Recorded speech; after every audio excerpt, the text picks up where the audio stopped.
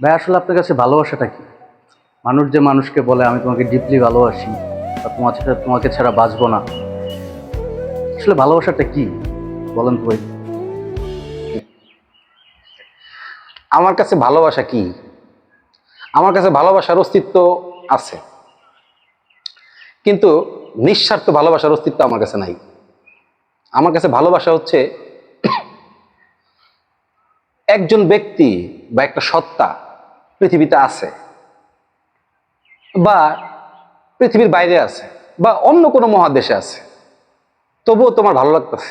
তোমার তার উপস্থিতি, তার অস্তিত্ব তোমাকে আনন্দ দিচ্ছে। এটি তার প্রতি তোমার ভালোবাসা আছে, সেটা প্রমাণ করে। আবার একজন ব্যক্তির প্রতি তোমার ভালোবাসা নাই, সে যদি তোমার পাশের বেডেও শুয়ে থাকে, তার অস্তিত্ব তোমাকে কাজ করবে না।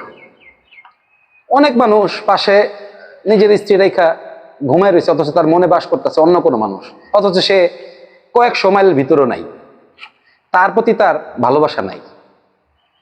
একজন সত্তা অজান্তে কোথাও আছে, অনেক দূরে আছে, কিন্তু তার উপস্থিতি আমি টের পাইতেছি। তার তার অস্তিত্ব আমাকে আনন্দ দিচ্ছে এবং আমাকে সুখ দিচ্ছে এবং আমাকে অনুভূতি দিচ্ছে, সেটা হচ্ছে ভালোবাসা।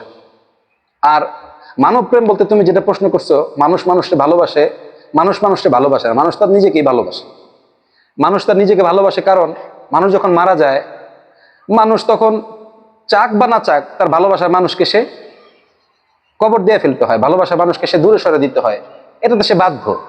এটাকে তো প্রেম বলে না, এটাকে বলে অস্তিত্বের প্রেম। সে আছে যতদিন, ততদিন ভালো লাগে।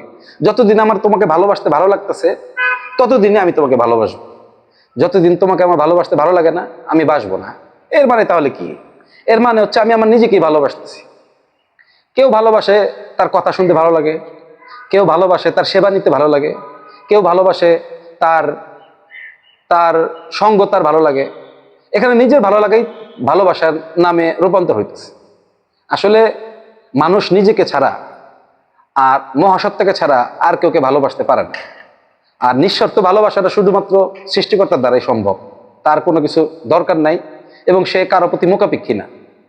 এই জন্য ভালোবাসাটা শুধু তার ক্ষেত্রেই ঘটতে পারে বা হইতে পারে। মানুষ কখনো কাউকে ভালোবাসতে পারে না, মানুষ প্রয়োজন মেটাতে পারে।